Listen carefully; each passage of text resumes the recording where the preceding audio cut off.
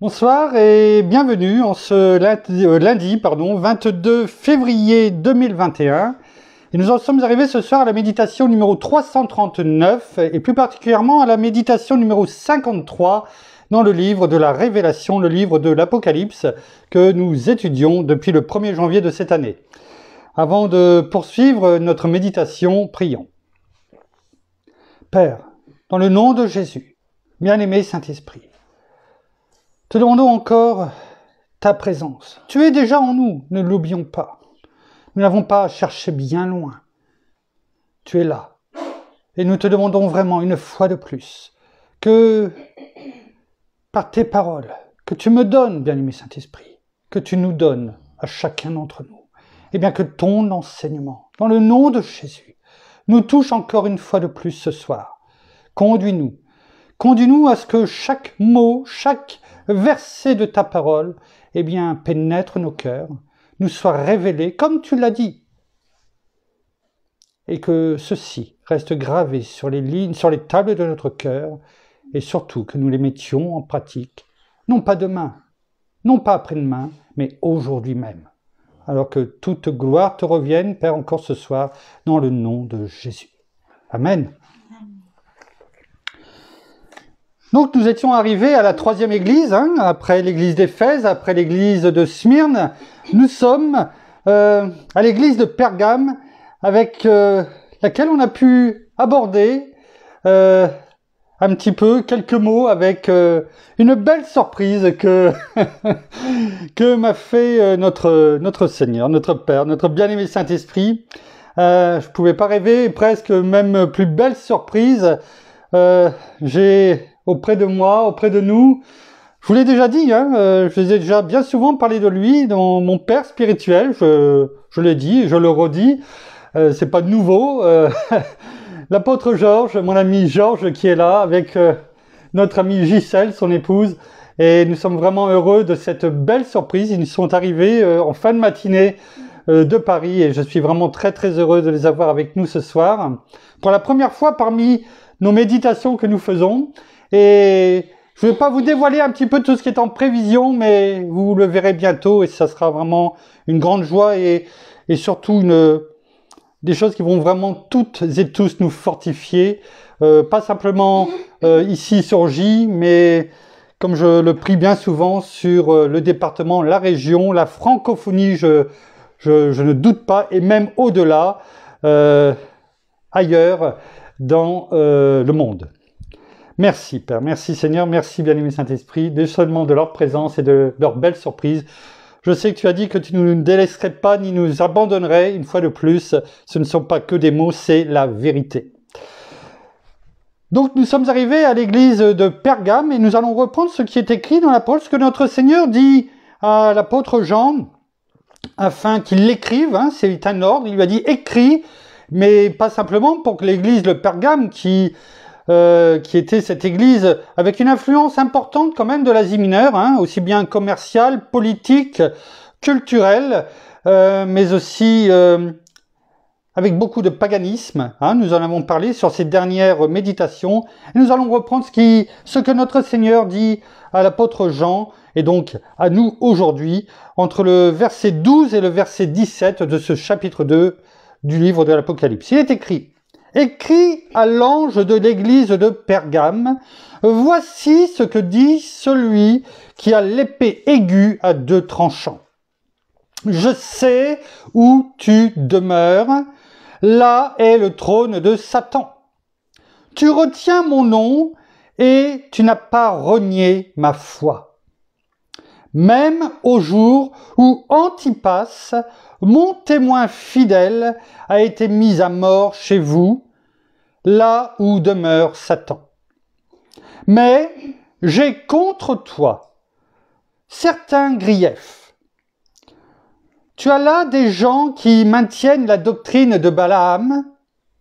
Ils enseignaient à Balak à faire en sorte que les fils d'Israël trouvent une occasion de chute en mangeant des viandes sacrifiées aux idoles et en se livrant à la débauche.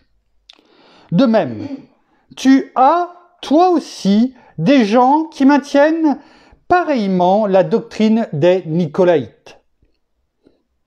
Repens-toi. Repens-toi donc. Sinon, je viendrai à toi bientôt et je les combattrai avec l'épée de ma bouche. Verset 17. Que celui qui a des oreilles écoute ce que l'Esprit, avec un grand E, le Saint-Esprit, dit aux églises. Au vainqueur, je donnerai de la manne cachée et un caillou blanc. Sur ce caillou est écrit un nom nouveau que personne ne connaît, sinon celui qui le reçoit. Amen. Alors, nous avions vu hier, avant-hier, enfin ces dernières méditations, le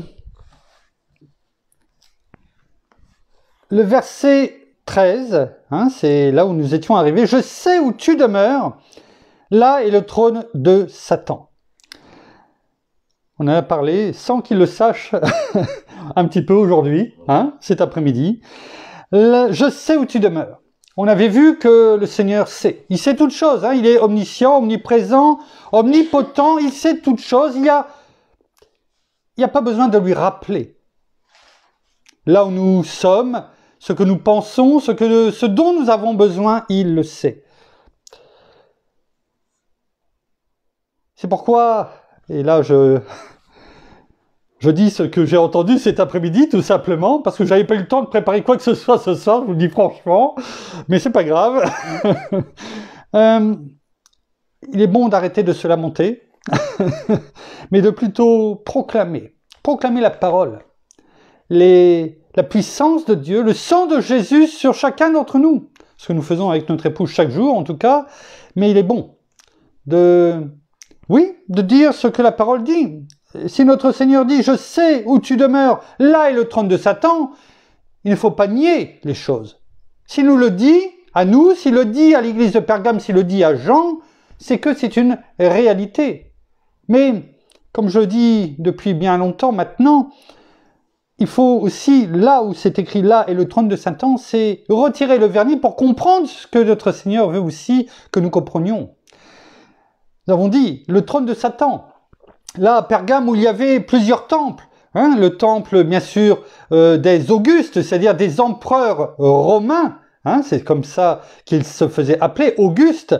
Mais il y avait aussi d'autres temples gréco-romains, comme le temple d'Athéna, la déesse de la sagesse, en tout cas pour eux, les gréco-romains. Mais également le temple de Zeus, le grand temple de Zeus, comme ils avaient l'habitude de le dire. Et là, il y avait un trône. Ce trône qui existait, là où Zeus était représenté, assis. Zeus, le dieu, le roi des dieux. Et c'est de ce trône que parle notre Seigneur en parlant à Satan. Vous savez, on l'a vu encore, je crois, si je ne me trompe pas, c'était hier.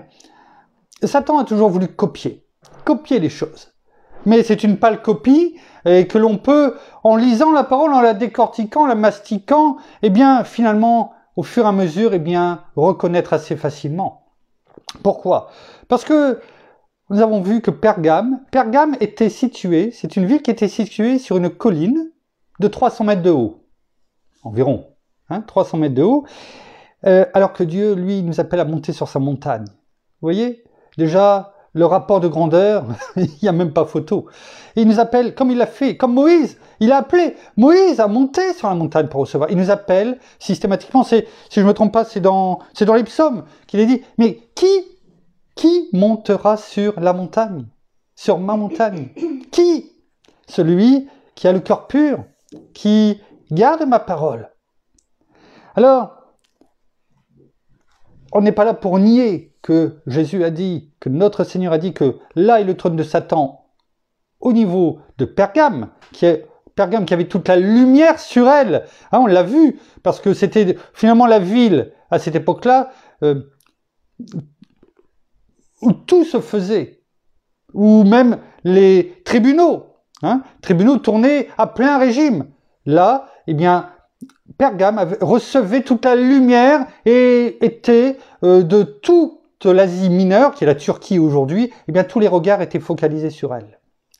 à tel point que les habitants eh bien, étaient devenus les gardiens des temples, de tous ces temples de faux dieux, bien sûr, des petits dieux avec un petit d, eh bien, gréco-romains.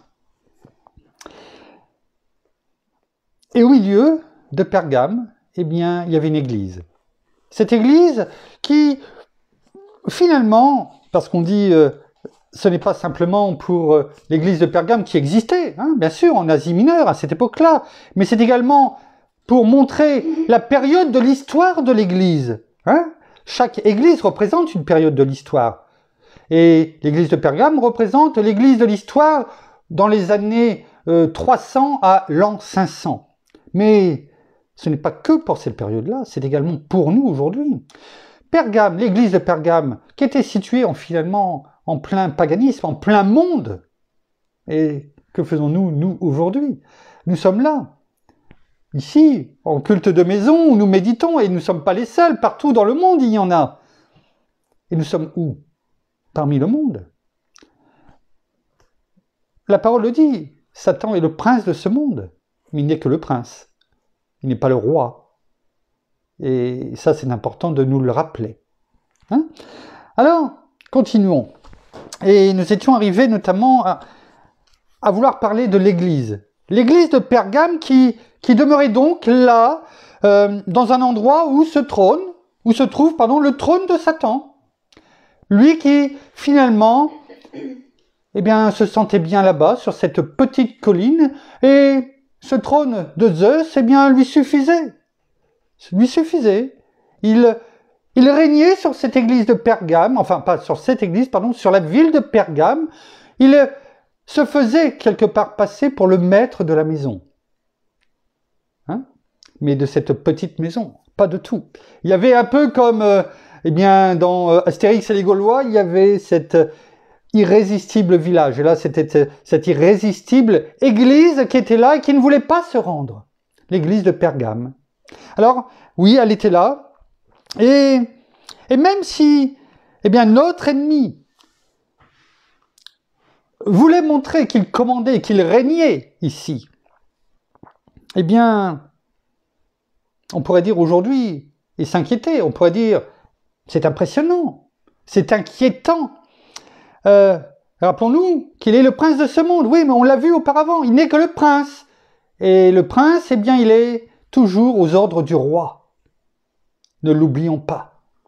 Hein? Ne tombons pas dans ce qu'il veut nous faire croire, que c'est lui qui règne sur tout et sur tout le monde. C'est vrai que si, positionnons-nous un petit peu, chacun d'entre nous, église ou pas église, groupe de maison ou pas, positionnons-nous simplement si nous apprenions que, à l'instar de l'église de Pergame, eh bien, ici, eh bien, on nous disait, eh bien, il y a Satan qui est là, sur son trône. Que ferions-nous? Il est bon quelquefois de s'interroger, parce que ça peut permettre de remettre les idées en place et de voir comment notre cœur peut réagir. Comment réagirions-nous si dans notre village, ici, surgit, ou dans des villes plus grandes, qu'importe, tiens, à Paris, hein? Si nous apprenions cela, parce que c'est ce qu'a pris au travers de cette lettre et ce message qu'a donné notre Seigneur à Jean, ce parchemin, parce que ce n'était pas un message SMS, etc. Hein, ce n'était pas un PDF, c'était un parchemin qui a été envoyé à l'église de Pergame. Soit dit en passant, juste un aparté, je parle de parchemin. Le parchemin a été inventé à Pergame. Et le nom parchemin vient de Pergame. Hein? Donc, si on recevait ce message en disant la même chose, alors que ferions-nous? Est-ce que nous prendrions, comme on dit, nos clics et nos claques, et puis nous préparions les valises, et on dirait, allez, on part, on déménage, on ne veut pas rester ici? Ça, c'est la première solution. Ou est-ce que nous prendrions la décision de demeurer sur place, de demeurer ferme finalement. Parce que finalement, aujourd'hui, il suffit de regarder. En plus, nous, on a l'avantage par rapport à Pergame. On peut facilement voir au travers des réseaux, des télévisions, de notre portable aujourd'hui, ce qui se passe presque en temps réel partout dans le monde. Et finalement, est-ce que c'est bien mieux ailleurs? Est-ce que, comme le dit le dicton, l'herbe est plus verte ailleurs? Je ne sais plus qui est-ce qui disait ça, mais il disait que si tu crois ou si tu penses que l'herbe est plus verte ailleurs, eh bien, il suffit d'arroser devant chez toi. Et tu verras finalement l'herbe pousser. Et elle sera peut-être aussi verte qu'ailleurs. Donc, quelquefois, c'est simplement ça. Peut-être arroser de nos larmes, peut-être, mais aussi de nos prières, de notre foi. Et c'est ce qu'a fait l'église de Pergame. Elle n'est pas partie. Elle a tenu ferme. Là où tous les regards, tous les temples, eh bien, tous les pouvoirs politiques étaient réunis, là où il y avait un temple donc qui avait été construit pour les Augustes, les empereurs romains, afin que les divinités, les gens viennent leur rendre gloire, eh bien, malgré tout cela, ils ont décidé de rester là et de tenir ferme. C'est ce que nous dit la parole.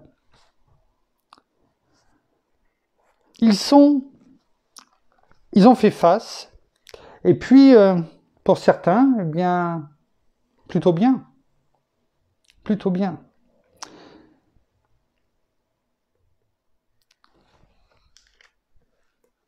Cela doit nous encourager sur une chose, c'est que même si le trône de Satan était proche, et même très proche, parce qu'il était dans la ville même, eh bien, si l'on demeure ferme en Christ, si on se revête de Christ notre Seigneur, tout simplement comme on le fait avec mon épouse, et vous le savez, combien de fois je vous l'ai dit, je vous exhorte à le faire, et même je dirais presque à l'apprendre par cœur, c'est même pas... peut-être, c'est sûrement qu'il faudrait le faire, c'est de se munir de toutes les armes que nous a donné la parole, que nous a donné notre Père. Dans Éphésiens chapitre 6, versets 10 à 18, combien de fois il nous dit de tenir ferme? Pratiquement à chaque verset. C'est qu'il y a une raison, non? L'impératif est constant dans ces parties de ces versets.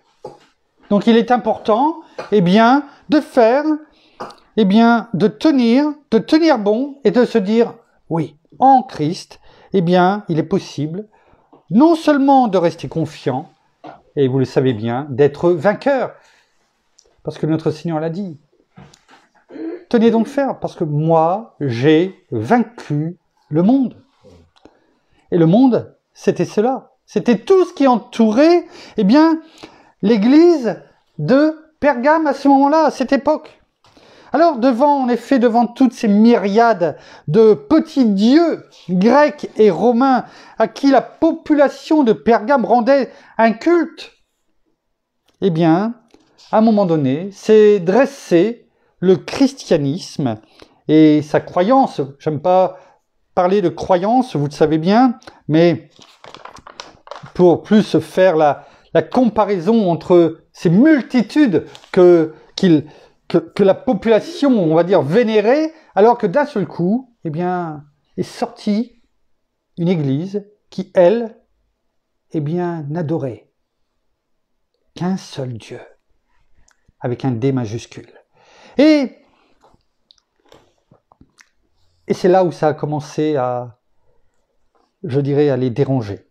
Tout comme notre Seigneur, quand il est venu sur terre, eh bien, par ses discours, a commencé à déranger. Quand il a parlé de notre Père, de son Père. Et là, ça a commencé à déranger. Tout autour de lui, déranger qui? Eh bien, ceux qui voulaient garder le pouvoir. Et c'est qui? C'est, comme toujours, les prêtres. Comme toujours, les prêtres, ceux qui avaient le pouvoir de diriger finalement toutes choses, y compris ceux qui étaient empereurs. Il faut pas non plus se leurrer. Et qui savaient tellement bien mentir. On en a parlé, hein, lorsque on a parlé de, comment dirais-je, de ce temple, sanatorium ou autre, enfin qu'importe, et on l'a détaillé hier, l'Asclépion, hein, où les gens, eh bien, venaient se faire, entre guillemets, soigner par, en buvant un sédatif, et où ils s'endormaient, eh bien, dans ces comment dirais-je, ces souterrains, hein, parce que c'était pas des, oui, c'était des souterrains. Et là où après les prêtres lâchaient les serpents non venimeux, certes, mais et ces serpents qui, soi-disant, eh bien, devaient apporter la guérison. L'Asclépion, qui est le symbole de la médecine aujourd'hui, avec ce bâton, hein, d'Esculape, hein, et qui est aujourd'hui, eh bien, le symbole de la médecine. Alors, je ne tire pas à boulet rouge sur la médecine, la question n'est pas là. La question, c'est de dire que vous voyez, les symboles, eh bien, ils ont la vie dure. Parce que ce bâton d'Esculape, eh bien, c'est toujours le symbole de la médecine aujourd'hui, notamment des pharmacies, quand vous le voyez, avec le bâton et le serpent enroulé autour. Voilà le dieu serpent, voilà tout ce qui était autour, eh bien, de cette église de Pergame, entre autres. Et cela ne les a pas fait fuir, bien au contraire. Eh bien, la parole nous dit, tu retiens mon nom. Tu retiens mon nom. Tu retiens. C'est-à-dire du verbe grec retient, kratéo, qui a plusieurs sens. On va les voir, il y en a 3. Le premier, c'est avoir le pouvoir, être puissant. Parce qu'il est bon, hein, de voir, hein, vous avez pris l'habitude maintenant. Quelquefois, ce qui a été traduit en français ne reflète pas, je dirais, la puissance, justement, l'entièreté de ce que veut dire le mot. Quelquefois, on ne peut pas le traduire.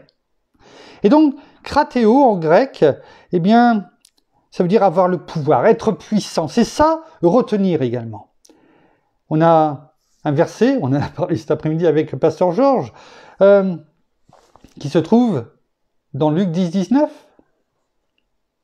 C'est le même mot qui est utilisé pour montrer le pouvoir, l'autorité, la puissance. Hein? Voici, je vous ai donné le pouvoir, la puissance, l'autorité pour marcher sur les serpents et les scorpions, et rien ne pourra vous nuire.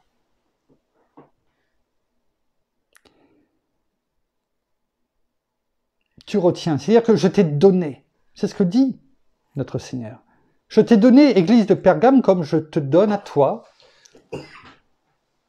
chacun d'entre nous, parce que même si nous sommes là, comme l'Église de Pergame, à travers le monde, avec, oui, toutes ces tentations, toutes ces blasphèmes envers Dieu, envers notre Seigneur, et on le voit même dans les écoles, hein, il faut le dire. Et n'oublions pas une chose, c'est que nous sommes le temple de Dieu. Et que l'Esprit de Dieu habite en nous. Hein, on le sait, 1 Corinthiens 3, 16, 17. Et que dit la parole? Si quelqu'un détruit le temple de Dieu, Dieu le détruira. Car le temple de Dieu est saint. Et c'est ce que vous êtes. Alors nous ne sommes pas saints comme les saints des calendriers. Nous sommes saints parce que en Christ Jésus, eh bien nous avons été justifiés par son sang, par l'œuvre de la croix tout simplement. On n'a pas besoin, nous, de faire un miracle pour être sanctifiés par quelqu'un. Non. Chacun d'entre nous, à partir du moment où il reconnaît notre Seigneur comme Seigneur avant toute chose et Sauveur de sa vie, eh bien, a été reconnecté avec notre Père. Combien de fois je l'ai dit, notre Seigneur, c'est une image, certes, parce qu'on a eu la naissance de notre petit-fils. Eh bien, ça m'a fait repenser à cela, je vous l'ai déjà dit. Notre Seigneur, c'est comme s'il était le cordon ombilical. Il nous donne la vie. Il nous donne la vie. Il nous connecte à la source.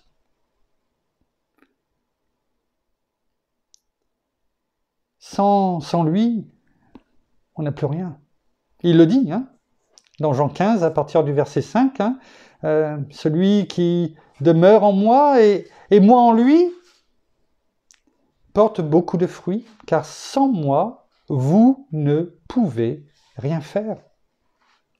Donc appuyons-nous sur ces paroles. Appuyons-nous sur ces paroles. Et c'est ce qu'a fait l'Église de Pergame. Nos frères et sœurs qui étaient là-bas. Ils ont retenu le nom de Christ Jésus. Tu retiens mon nom. Donc le premier sens, c'était avoir le pouvoir, être puissant. Deuxième sens du verbe retenir, tu retiens, c'est prendre possession d'eux, se saisir d'eux. C'est ça que ça veut dire aussi, tu retiens. Kratéo. On le voit dans Marc 5. Marc, l'évangile de Marc, chapitre 5, verset 41. Il est écrit,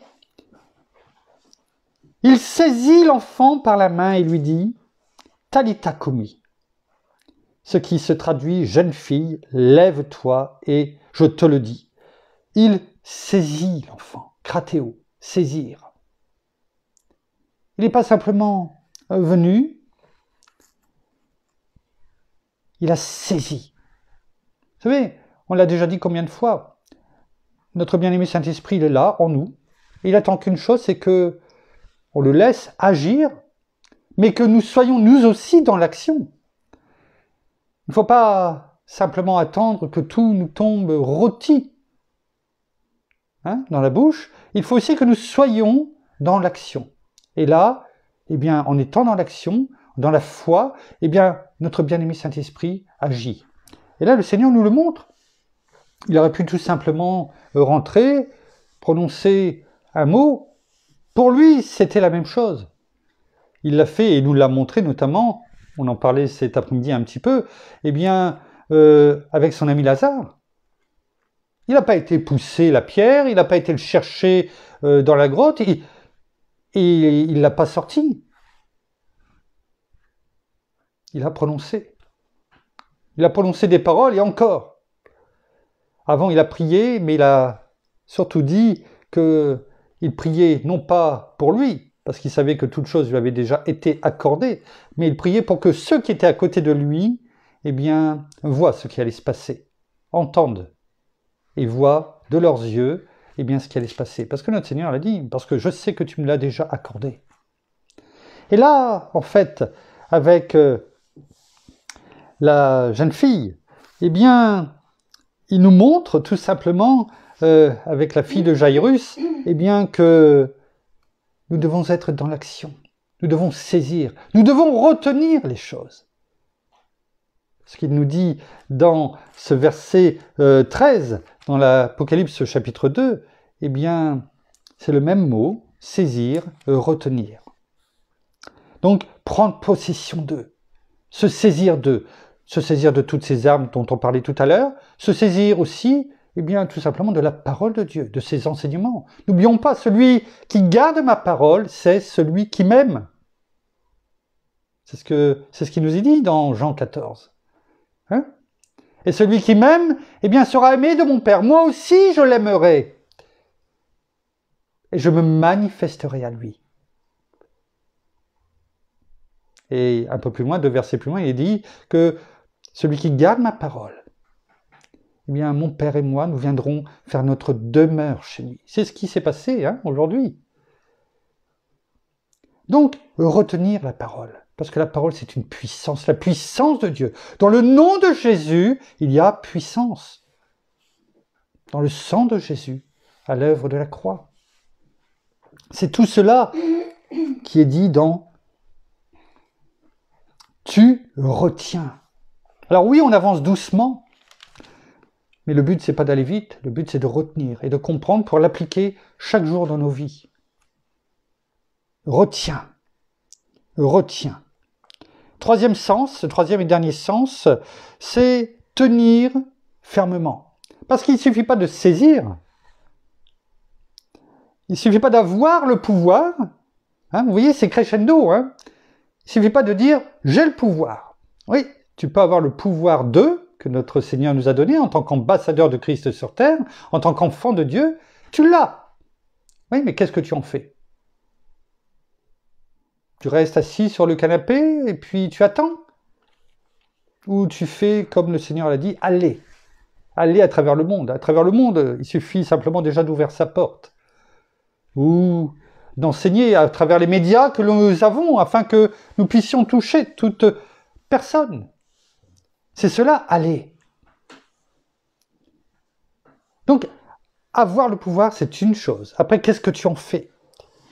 Est-ce que tu en prends possession? Est-ce que tu t'en saisis? C'est ce qu'on vient de parler. Et troisième sens, finalement, qui nous est donné, eh bien, c'est ce que maintenant que tu l'as, que tu le possèdes, que tu t'en es saisi, est-ce que tu vas le tenir fermement? C'est cela aussi que veut dire retiens, krateo, en grec. Est-ce que maintenant tu vas le tenir fermement? Est-ce que tu ne vas pas le lâcher? Est-ce que tu ne vas pas le laisser partir? Parce que l'ennemi va attaquer. Et je dirais que peut-être dans le cimetière, je dirais qu'il y a peut-être davantage même de personnes qui sont au départ, qui voulaient recevoir notre Seigneur et qui se sont fait rattraper par l'ennemi parce qu'ils n'ont pas su tenir fermement, retenir, comme il est écrit, eh bien, dans ce message à l'église de Pergame, mais à nous aussi, donc retenir fermement. Vous voyez ce qu'on disait au début de cette méditation, de ce que notre Père nous dit dans la parole est de se munir de toutes ces armes, qui finalement sont les attributs de Christ, hein, c'est Christ en nous. Hein. Eh bien, c'est, oui, de tenir ferme. Tiens ferme, tenez donc ferme. Si ça nous est donné dans l'ordre impératif, si ça nous est donné tant de fois dans ces versets 10 à 18 d'Éphésiens 6, eh bien, c'est qu'il y a une raison. Et cette raison, c'est notamment eh bien, ce qui nous est montré là dans l'église de Pergame. C'est cet exemple. On le voit notamment dans Marc 9, au verset 27. Il est écrit « Mais Jésus le saisit par la main et le fit lever, et il se tint debout. » Là, c'est la guérison du démoniaque, notamment, hein, ce passage du verset 14 au verset 29. Là, une fois de plus, on le voit, Jésus aurait pu simplement dire une parole, et c'est tout. Et vous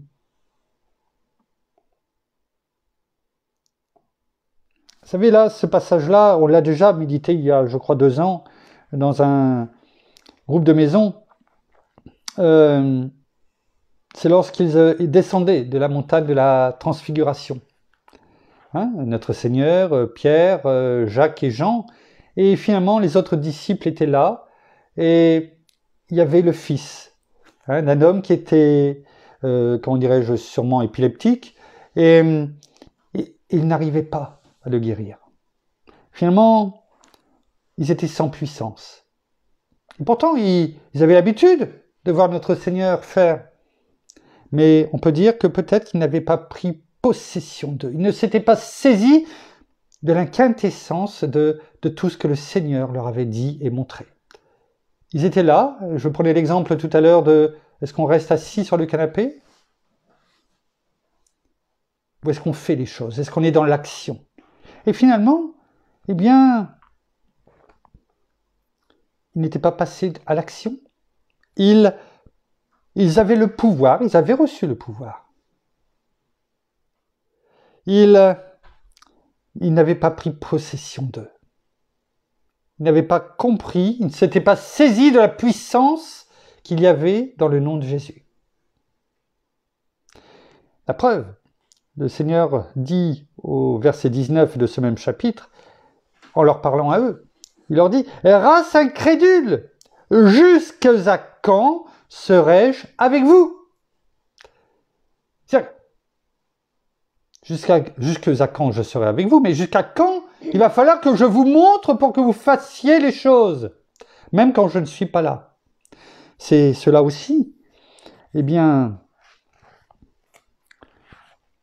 l'enseignement que le Seigneur nous donne dans le verbe retenir, retient, met en application. Donc quand il dit, mais Jésus le saisit par la main et le fit lever, il n'était pas obligé.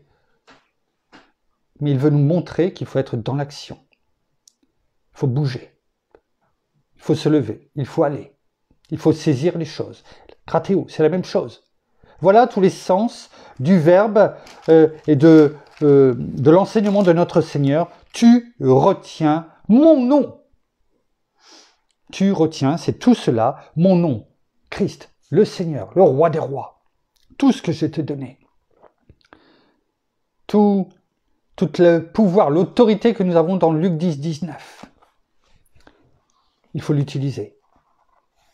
Il faut le mettre en pratique au nom de Jésus, afin que nous portions beaucoup de fruits. Et on sait, parce que c'est écrit dans Jean, chapitre 15, verset 8, 9, je n'ai plus le verset, ben, qu'importe, eh bien, notre Seigneur dit, c'est ainsi que vous porterez du fruit, et cela sera agréable à mon Père. Et c'est ainsi que vous serez appelés mes disciples, même il est dit.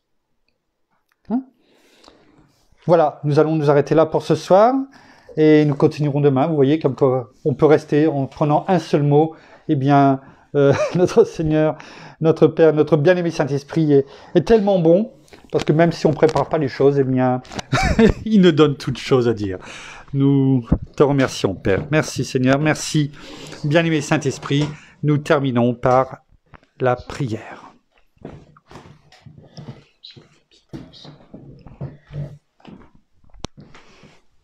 Merci. Oh, merci Seigneur, et bien encore pour ta présence parmi nous ce soir. Merci parce que tu parles à travers nos bouches. Merci parce que tu es notre Seigneur et notre Sauveur. Tu es notre Dieu unique. Tu es notre Père. C'est à toi et c'est vers toi que nous voulons encore nous tourner chaque jour de notre vie. Alors oui, il est vrai, combien de fois nous pouvons avoir des tribulations et des contrariétés, mais gardons toujours nos yeux tournés vers toi. Parce que nous savons que tu es notre force, tu es notre bouclier, tu es là à nos côtés et tu es droit, debout. Et nous aussi, nous voulons être droit, debout, non plus être penchés en avant, ne plus courber la tête, mais te regarder et avoir nos regards tout simplement levés vers toi. Alors merci encore pour tout ce que tu fais pour chacun d'entre nous. Merci parce que tu es véritablement notre appui et tu es surtout notre Père et toi qui nous aimes plus que tout au monde. Alors nous aussi, nous t'aimons et nous voulons te le dire chaque jour dans notre vie. Nous voulons avoir aussi également cette fidélité envers toi comme toi, tu es fidèle envers nous. Et nous savons que nous ne manquons jamais de rien parce que tu n'abandonnes jamais tes enfants. Alors tu es là, à nos côtés, chaque jour de notre vie, jour et nuit. Et c'est toi qui nous donnes ce souffle, qui nous donne cette vie. Et c'est avec toi que nous pouvons aller plus loin. Alors oui, merci parce que tu nous donnes également, eh bien, cette puissance en ton nom, bien sûr, Seigneur Jésus. Nous avons bien sûr toute puissance en ton nom, mais que nous le gardions auprès de nous et dans notre cœur afin de le mettre en pratique chaque jour de notre vie, face à nos combats, face à nos contrariétés, face à l'ennemi, et que nous puissions vraiment demeurer fermes comme tu nous le demandes, d'être droit et juste, ainsi que de marcher dans cette intégrité. Alors merci encore pour ta présence ce soir et merci encore pour ta présence chaque jour de notre vie. Amen. Dans le nom de Jésus. Amen. Amen. Voilà, ainsi s'achève la méditation de ce soir. Nous vous bénissons abondamment de toute bénédiction spirituelle dans les lieux célestes en Christ. Nous saluons comme à l'accoutumée, nos amis au Québec, au Canada, même s'ils sont que dans l'après-midi en ce qui les concerne.